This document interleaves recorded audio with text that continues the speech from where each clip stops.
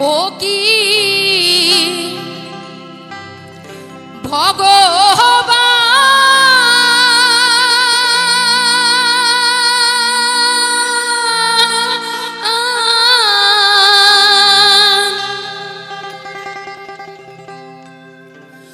জন্ম দিয়েছিস কেন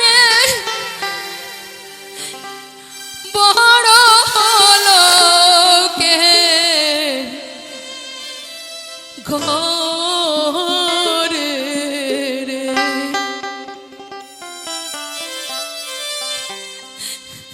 একটি মেয়ে জন্ম নেওয়ার পরেই মা মারা গেছে আর বাবা আর একটা বিয়ে করেছে, তাই সৎ মায়ের কাছে মানুষ। আর আমরা সবাই জানি নিজের মা না থাকলে সৎ মায়ের কাছে কেমন আদর যত্ন পাওয়া যায়।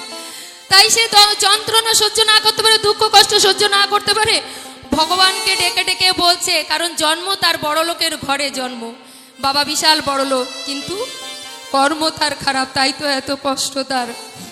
তাই ভগবানকে ডেকে ডেকে বলছে। কি বলছে আমার গানের ভাষায় শুনুন।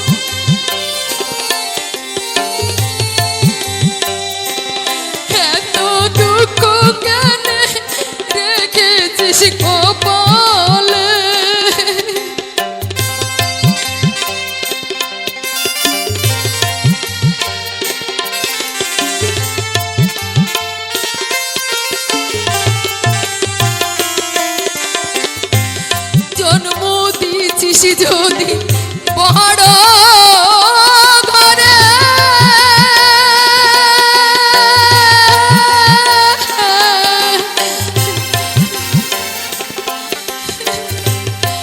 এত দুঃখ কেন রেখেছিস কপালে, ও কি ভগবান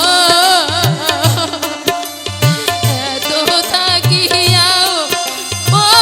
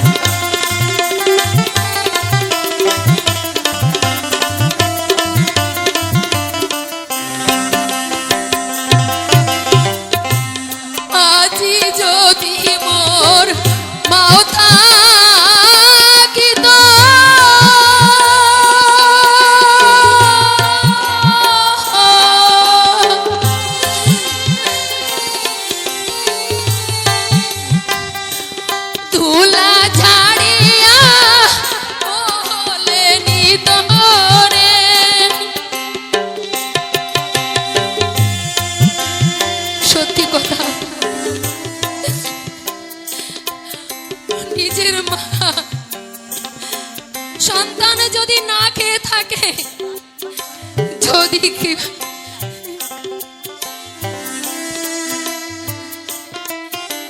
বলে বিশ্বাস, এক মা আমাকে 50টি টাকা আশীর্বাদ করেছে।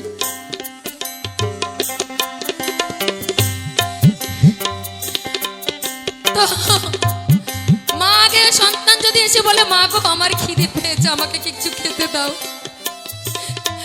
তো মা যা থাকে না কেন তাই আগে সন্তানকে খেতে দেয়। কিন্তু সৎ মা কি তাই করে? সৎ মা বলে আগে এটা করাই সেটা করাই, তারপরে তোকে খেতে দেবো। তাই ভগবানের কাছে বলছে, আজি যদি মোর মা থাকিত,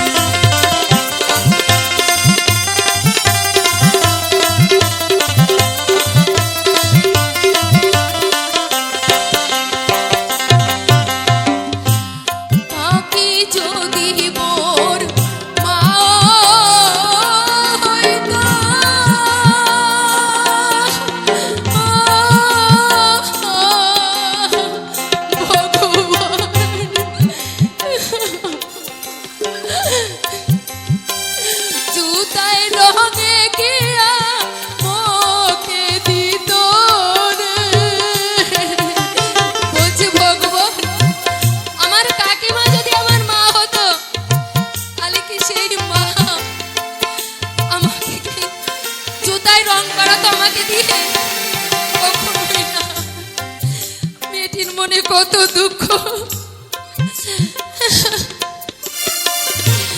কাকে যদি মোর মা হয়তো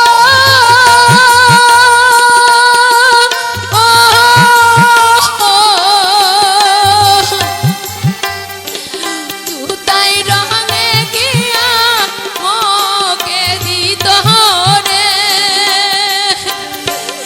ও কি ভগবান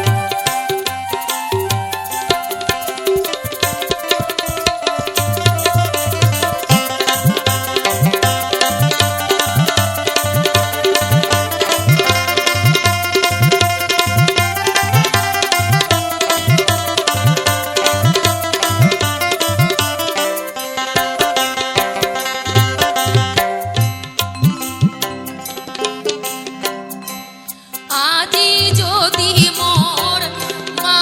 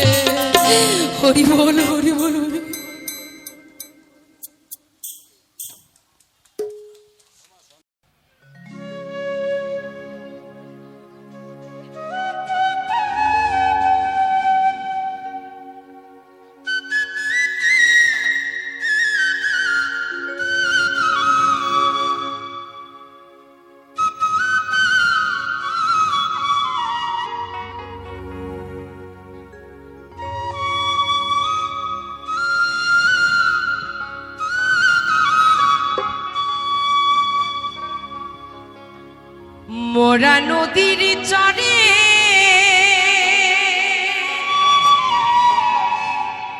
সর্পের মাথায় ব্যাঙের নিত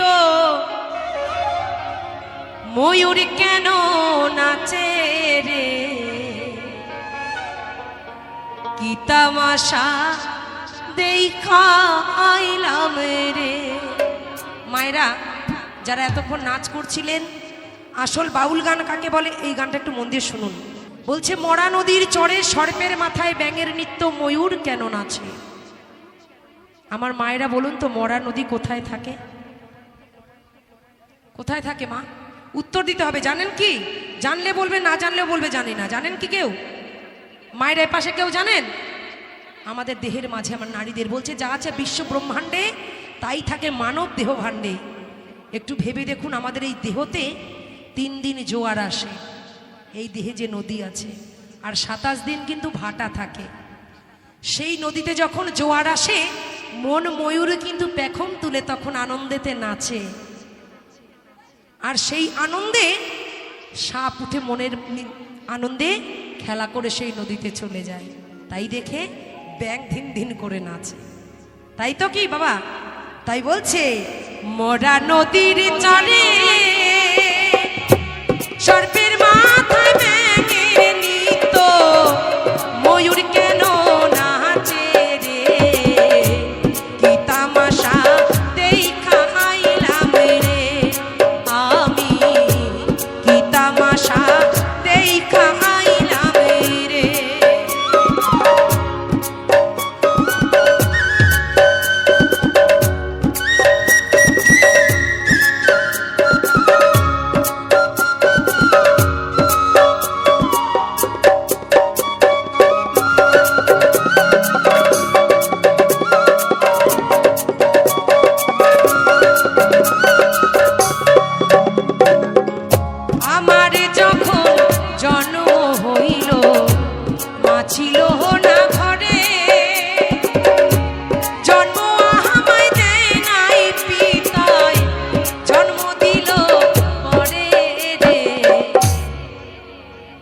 যদি বাবাই না জন্ম দেয় তাহলে কি আমি বেজন্মা বাবা?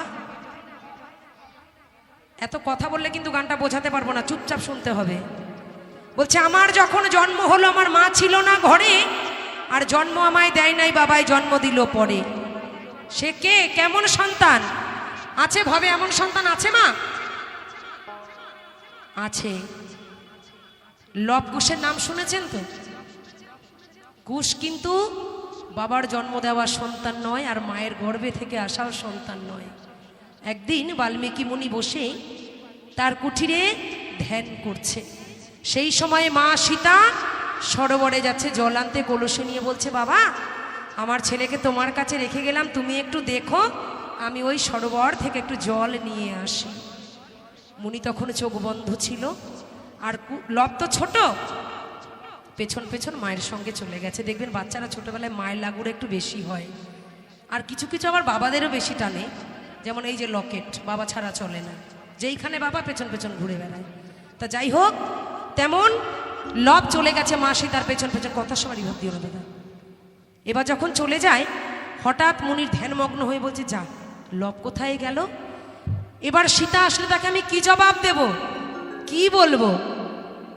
তখন তাড়াতাড়ি জঙ্গল থেকে একটা কুশি গাছ ছিঁড়ে এনে ওই লবের আকারে তৈরি করে বসিয়ে রেখেছে। রেখে কুমণ্ডলের জল ছিটিয়ে তার দেহেতে প্রাণ দান করেছে। যখন ওই নদী থেকে জল নিয়ে মা সীতা ফিরে আসছে, পেছন পেছন লব আসছে। আস্তে আস্তে মা সীতার ওই লবের দিকে নজর চলে যায়। তখন সঙ্গে সঙ্গে কুশকে লবকে পেছনে রেখে মা সীতা গিয়ে বলছে, বাবা আমার লব কোথায়? বলছে, কেন? এই তো তোর লব। বলছে, এইটা যদি লব হয় তাহলে এইটা কে? বলছে, মা তুই আমার কাছে তোর সন্তানকে রেখে সরোবরে জল আনতে গিয়েছিলি, আমি ধ্যানে ছিলাম, দেখতে পাইনি, তোকে জবাব দেব কি সেই ভয়তে আমি কুশ গাছ ছিঁড়ে কুমণ্ডলে জল দিয়ে ওর প্রাণ প্রতিষ্ঠা করেছি।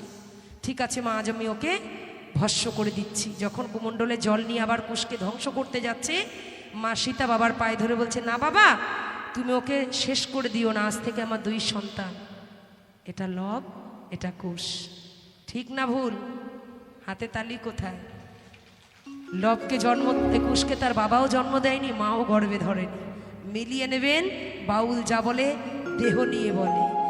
আমার যখন জন্ম হইল ছিল না ঘরে, জন্ম আমায় দেয় নাই পিতায়, জন্ম দিল পরে রে, কি তাহামাশা দেখা আইলাম রে, আমি কি তামাশা দেখা আইলাম রে।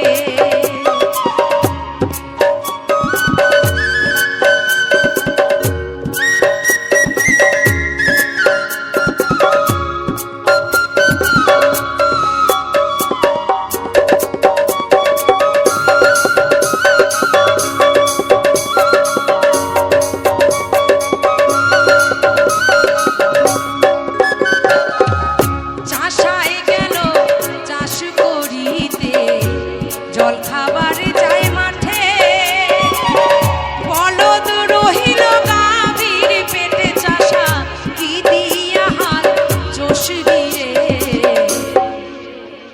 বলছে, চাষায় গেল চাষ করিতে, জল খাবার যায় মাঠে, আর বলদ রইল এই গাভীর পেটে, হাল চাষবে কি দিয়ে রে। সকল মায়েরা একটু ভেবে দেখুন, যখন আমাদের গর্ভে সন্তান আসে, পঞ্চম মাস যখন মায়েরা গর্ভবতী হয়, তাদের বক্ষসুদায় খাবার চলে আসে তো মা? সেই চাষা মাঠে যাওয়ার আগে তার জল খাবার কিন্তু গোবিন্দ পাঠিয়ে দেয় আমাদের এই বক্ষসুদায়, যে যা তোর জন্য আমি খাবার পাঠিয়ে দিলাম। আমরা ভাবি না আজকে কি খাবো, জীব যে জন দেয় আহার কিন্তু সেজনই যোগায়। আর যদি গাভীর পেটে সেই বলদ থাকে, ভবে না আসে, চাষ করার মালিক কোথায় পাবে? এটাও ঠিক তো? আরেকবার হাততালি হোক। চাষায় গেল চাষ করিতে, জল খাবার যায় মাঠে, বলদ রইল গাভীর পেটে, চাষা কি দিয়া হাল চষবি রে, কি তাহামাশা দেখা আইলাম রে, আমি কি তামাশা দেখা আইলাম রে।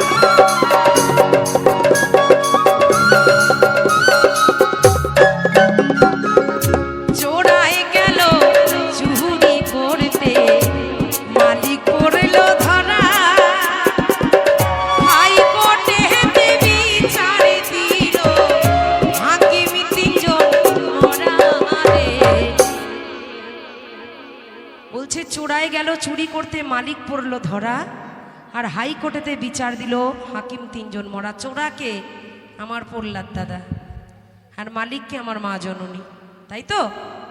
প্রহ্লাদ দা চুরি করতে গেল আমার মায়ের কাছে, উনি নয়, প্রত্যেকটা বাবাদের কথা বলি। চুরি করতে যায়, ধরা পড়ে যাই আমরা। 5 মাস 6 মাস হওয়ার পর টুং টুং করেই পেট নিয়ে ঘুরে বেড়াতে হয়। কেউ আঁচল দিয়ে ঢাকে, কেউ ওড়না দিয়ে ঢাকে। শাক দিয়ে কি মাছ ঢাকা চায়? সোনার চাঁদ পেটে এলে জানে রে সবাই। কিন্তু বলছে চোরাই যখন চুরি করতে যায়, সেই মালিক আমার ঘরের মা পড়ে যায় ধরা। আর হাইকোর্টের যখন বিচার দেয়, হাকিম 3 জন মরা থাকে। হাকিম কে? কারা? জ্ঞান, বিবেক আর বুদ্ধি, এই 3 জন তখন অক্কা হয়ে পড়ে থাকে। সেই 3 জন যদি চেতন থাকতো, প্রহ্লাদকে বারণ করতো, প্রহ্লাদ তুই চুরি করিস না। তাহলে যদি সেই 3 জন মরা থাকে, প্রহ্লাদকে আটকাবে কে? ঠিক না ভুল? চোরা হয়ে গেল চুরি করতে, মালিক পড়লো ধরা, হাইকোর্টে হেতে বিচার দিল জ্ঞান বিবেক বুদ্ধি মরা রে।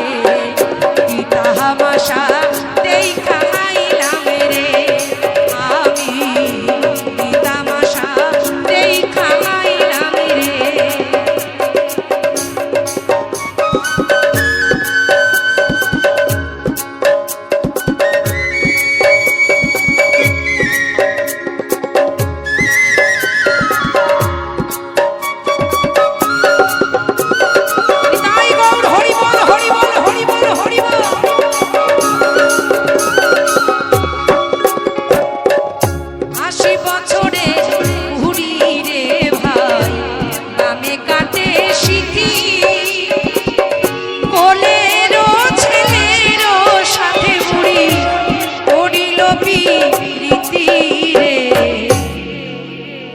আর একটা সত্য কথা বলবো, এটা কিন্তু একটু ডিপের কথা। যদি আপনারা হাত তুলে অনুমতি দেন তাহলে বলবো। বলবো বাবা? হাত তুলতে সবাইকে হবে, তবে তো বলবো। মায়েরা শুনবেন না? তাহলে হাত তোলেন না কেন? স্কুলে প্রেজেন্ট বলতে হবে, স্যার উপস্থিত। আপনি শুনবেন না? একটু হাত তোলেন না মা। এইটুকুই তো পাওয়ার আশায় আপনাদের কাছে আসি। একদম, আমিও তো তোমার মতন একজন নারী। কন্টিনিউ 2 ঘন্টা দাঁড়িয়ে এখানে গান করছি, এই চুল ছেড়ে পাগড়ি করে, এত হাজা গাজা পরে। আমার কষ্ট হয় না? শুধু টাকার জন্য আসি না কিন্তু মঞ্চে। টাকা রোজগার সবাই করে, সবাই জানো।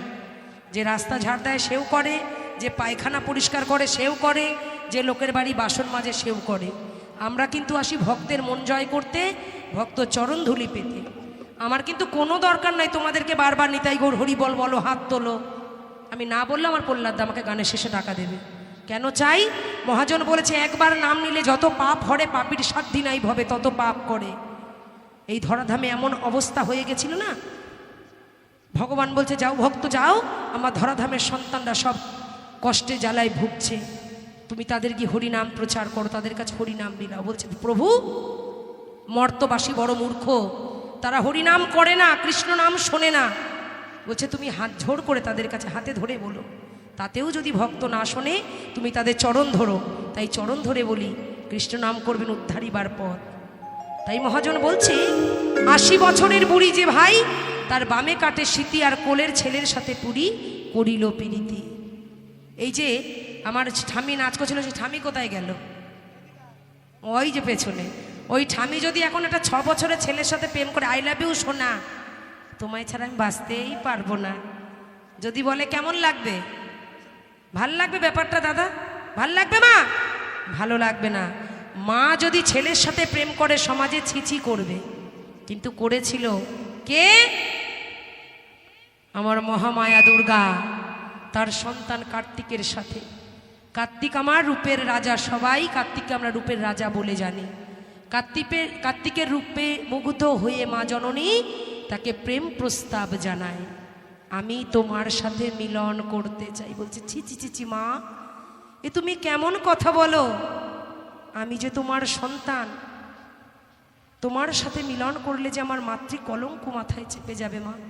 বলছে আমি মা, আমার কথা তোমায় শুনতে হবে, মাতৃ আজ্ঞা তোমায় পালন করতে হবে। বলছে তাই হবে মা, তুমি যখন আজকে আমাকে বলছো তোমার কথাই আমি রাখবো। ঠিক কাল সন্ধ্যাবেলায় তুমি আমার কক্ষে আসবে, আর ঠিক সেই সময় তুমি আমার ঘরে ঢুকে যাবে, কিন্তু মা আমার একটা শর্ত আছে। বলছে বলো তোমার কি শর্ত? বলছে তুমি যখন আমার ঘরে ঢুকবে, কোনো গাছপালা, পাখি পক্ষী, জল, নদী, বাতাস, আকাশ কেউ কোনো সাড়া করবে না। কেউ যদি সাড়া করে তাহলে কিন্তু মা আমাদের মিলন হবে না।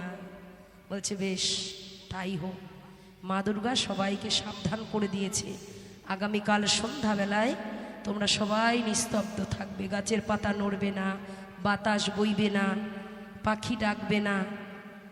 কার্তিক গিয়ে তার প্রাণ সখাকে তার আগে বলে এসেছে ময়ূরের কাছে, বন্ধু তুমি আজ আমার লাজ রেখো, আমাকে মাতৃকলঙ্ক থেকে তুমি বাঁচিও বন্ধু। তখন বলছে ঠিক আছে সখা। বলছে যে অমনি আমার মা, আমার মহামায়া আমার ঘরে ঢুকবে, তুমি একবার আমাকে প্রাণ ভরে ডেকে উঠো। বলছে বেশ। ঠিক মা দুর্গা যখন ওই সন্ধ্যাবেলা কার্তিকের কুঠিরে ঢোকে, ময়ূর সেই মতো বন্ধুকে সখা বলে ডেকে উঠেছে। দেখো মা, আমার সখা আমাকে ডেকেছে, তোমার সাথে তো আমার আর মিলন হবে না মা। তখন সেই ক্রোধে মা দুর্গা ওই ময়ূরকে অভিশাপ করেছিল যে তুই আজ আমার মিলন করতে দিলি না, জনমের সকল জীবজন্তুর মিলন হলে তোর মিলন হবে না। তাই সবাই জ্ঞানীগুণী মানুষ জানেন, সব জীবজন্তু পশু পাখির মিলন হলে ময়ূরের কিন্তু মিলন হয় না।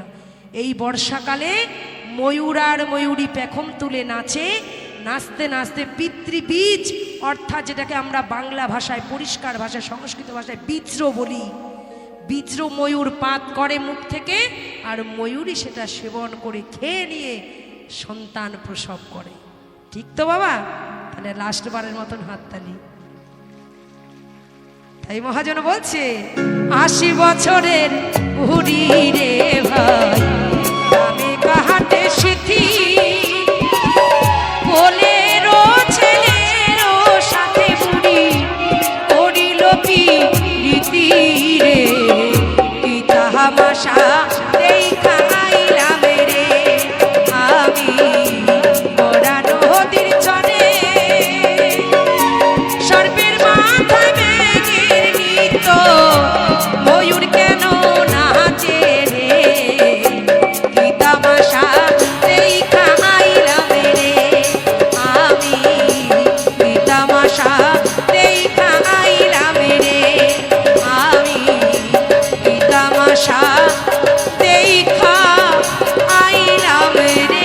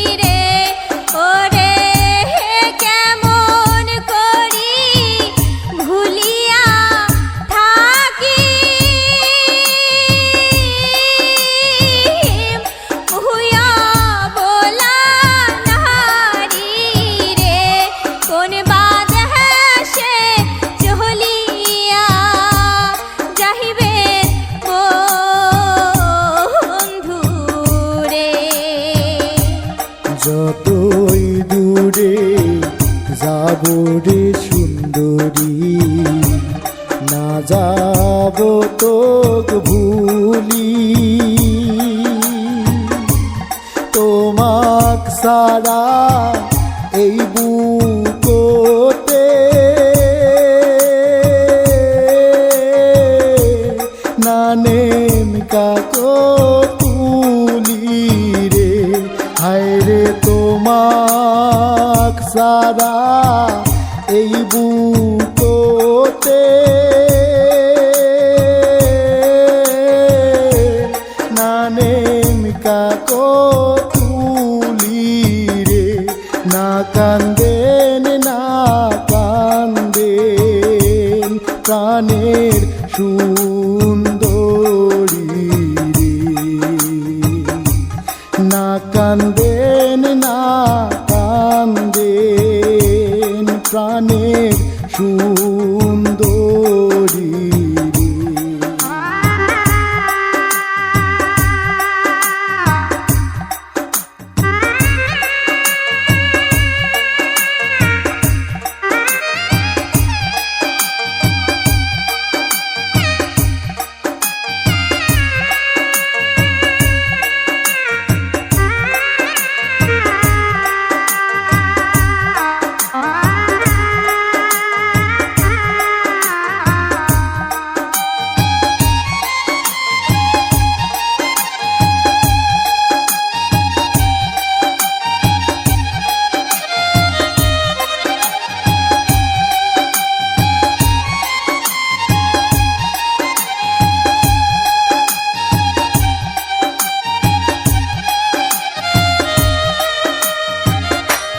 পন্তা ভাতার লহবন মরিস খায়া থাকি সুখে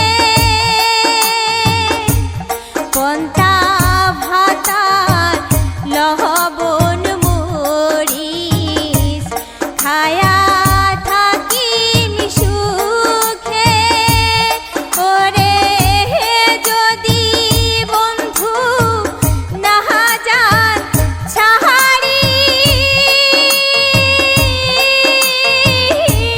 থাকেন মোর বুকে রে ওরে যদি বন্ধু না যান ছাহারি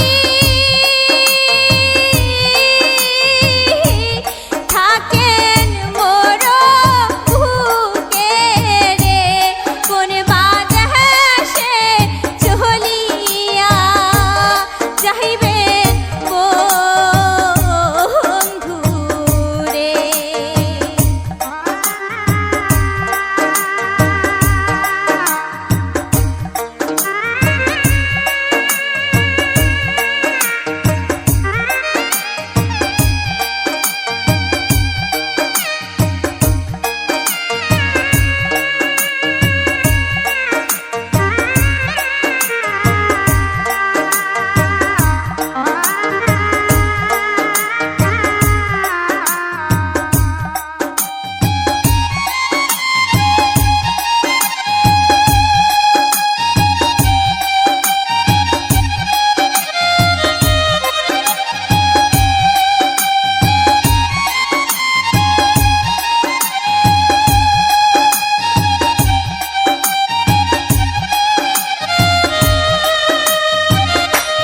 পাগল না হয় প্রাণের পিয়া না ধরেন টানিয়া রে না ধরেন টানিয়া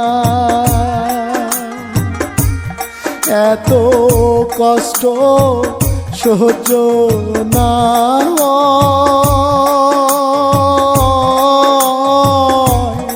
আসি মাবার ফিরিয়া রে হায় রে এত কষ্ট সহ্য না